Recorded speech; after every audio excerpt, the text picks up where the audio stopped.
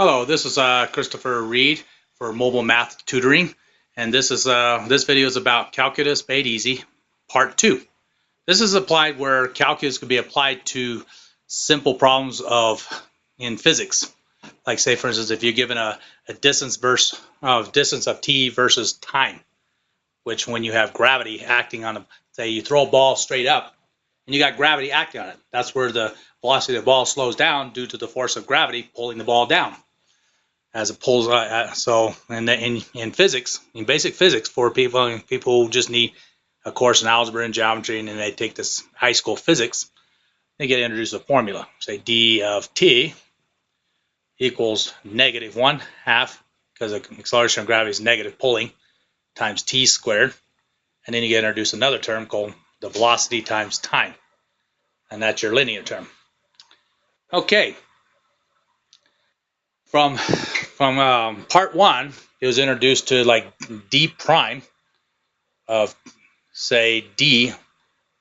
Let's say another term, like say for instance you got this first term, say call it d of t equals negative 1/2 gt squared. And it turns out d prime is when say, let's just put some intervals here. You got t and then t plus delta t at this point and this point. You got your average velocity, and you got the points. But it turns out when you let delta t equals 0, then you get a d prime.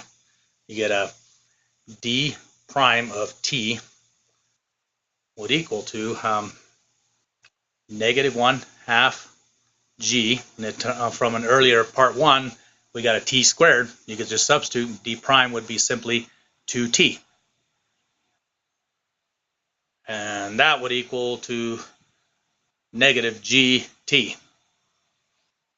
But it turns out when you take the derivative of a simple function like this, you could use superposition.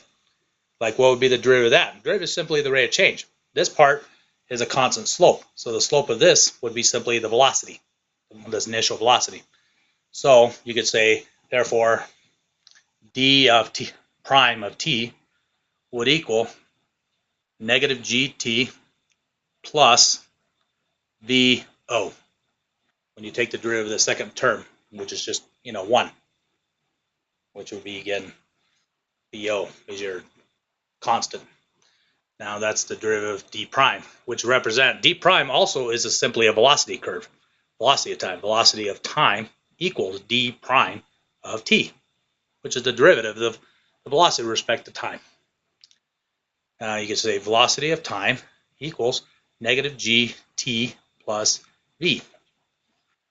Okay, what's interesting though, when you're given a formula for the velocity, which is the velocity, instantaneous velocity of the curve, which represents the slope of the points, when you want to figure out how high the ball goes, that's when the instantaneous velocity of the ball goes to 0, where v of t equals 0.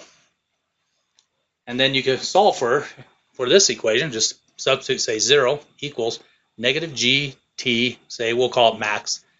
Tm represent the maximum distance in which the ball will travel, plus VO, which is initial velocity at time equals 0. Now you could just rearrange this equation, add plus GTM plus GTM. Now you got a formula GTM equals velocity O. Okay, now you can solve for it. Simple algebra. Tm equals VO over G velocity. VO over the acceleration of gravity. Okay, and if you want to figure out how high the ball will go, you just substitute for Tm back into this original formula for the distance formula. So let's just erase this, make some room here. And then you could say T of Tm equals negative 1/2 G times VO over Gm quantity squared plus VO times VO over G acceleration of gravity. You just substitute for the T. And this would give you the formula for the height, say. And you could just say h equals d at value at t sub m. So this is the application of calculus. It enables you to figure out the maximum distance. Let's evaluate this. Let's simplify this equation. That's equal to 1/2 g times VO over VO squared over g, yep, squared, plus, VO times VO, and then you get VO squared over g. And of course, the g's cancel. This drops out, and you got g sub 1. Now, you got a negative 1/2 VO squared over g. So you got, let's go back up here, d of Tm equals negative 1/2 VO squared over g plus VO squared over g. You got two like terms, and you can just add them up. Now we got d of Tm equals, well, let's do some erasing so this could create some clarity here.